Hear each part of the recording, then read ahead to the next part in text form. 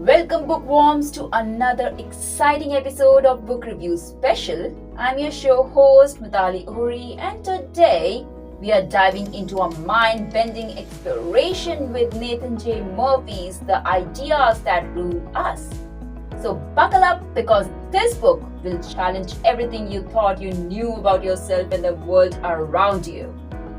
Nathan, a man of diverse talents, inventor, reformer, entrepreneur, climber, and prolific writer, brings a truly unique perspective to his work.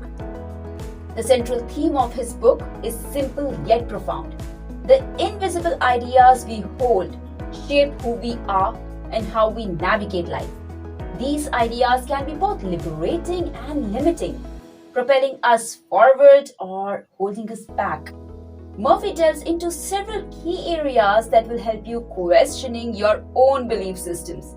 First, we explore ideologies, the invisible architects that shape our politics, social interactions, and even our self-perception.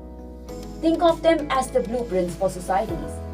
Imagine the shift from the divine right of kings to democracy, a prime example of how ideologies can reshape our dynamics. Here, Murphy dives deep into the works of influential thinkers like Karl Marx, whose theory of communism proposed that class conflicts was the driving force of social change.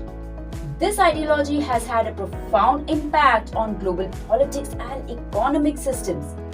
Max Weber, who explored the concept of bureaucracy and the rise of capitalism in Western societies. His work helps us understand how ideologies shape institutions and power structures. Emile Durkheim, who focused on the role of social institutions and shared values in maintaining social order. His concept of social facts helps us understand how ideologies can influence everything from religion to law.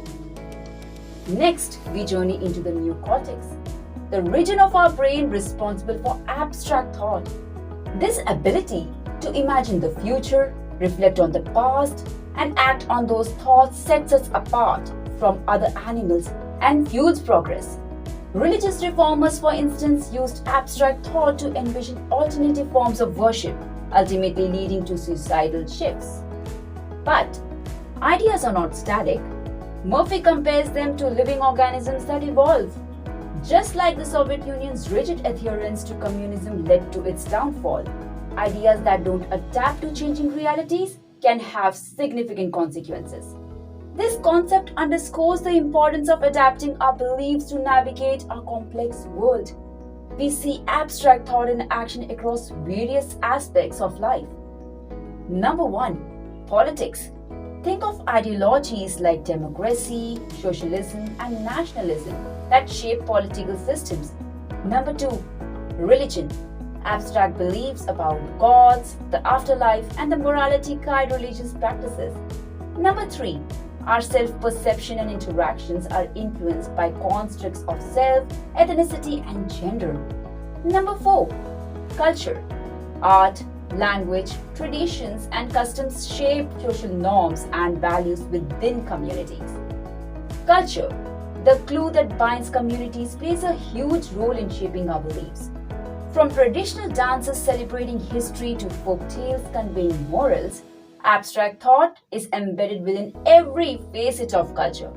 Here are some cultural examples. Number 1. Art. The Renaissance, fueled by humanist ideals, celebrated the human form and classical knowledge through its painting and sculptures. Number 2. Literature.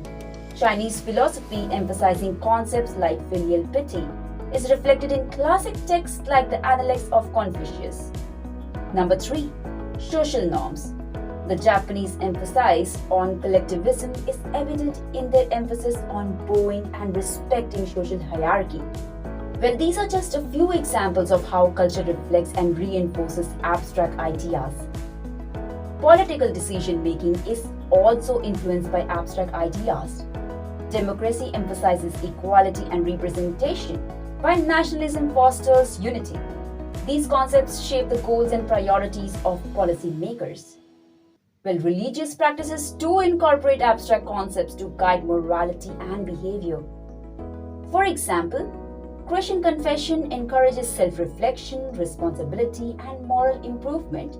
Similarly, Buddhist meditation cultivates compassion and ethical behavior, while Islamic fasting during Ramadan promotes self-discipline and empathy for the less fortunate. Finally, Murphy explores how our experiences and social environment mold us. Through socialization, we internalize ideas and values from those around us. But this can be a double-edged sword, isn't it? While it helps us function in society, it can also lead to limiting beliefs that hold us back. So just tell me something. Have you ever felt held back by a belief you can't quite pinpoint the origin of? Well, it might be a limiting idea picked up from your environment. The good news? Understanding the power of ideas empowers us to live more fulfilling lives. Nathan offers practical steps to cultivate critical thinking. Number 1. Identify limiting beliefs. Challenge your assumptions and self-doubt by examining their origins. Are they based on facts or ingrained patterns?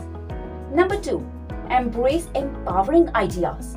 Seek out knowledge and perspectives that challenge limitations and foster growth. Explore different philosophies, ethics, or social movements. Number 3. Question everything. Be skeptical of information you encounter. Who provides it? What's their agenda? What's the context behind it? The book, The Ideas That Rule Us, is a must-read for anyone seeking a more conscious and fulfilling life.